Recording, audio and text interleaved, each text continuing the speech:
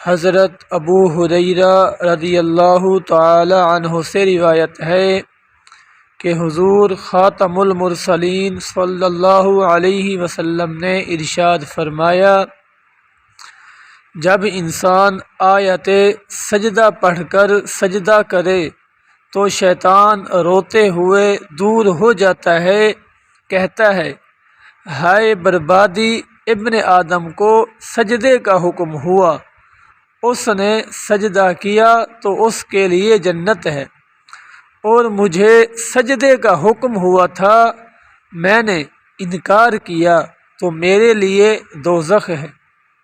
سامعین کرام، اس حدیث مبارک سے سجدہ تلاوت کی فضیلت معلوم ہوئی کہ یہ عبادت بھی ہے اور شیطان کی رسوائی کا ذریعہ بھی۔ فقہاء کرام نے پھر فرمایا، آیت سجدہ یا اس کا ترجمہ پڑھنے اور سننے سے سجدہ تلاوت واجب ہو جاتا ہے۔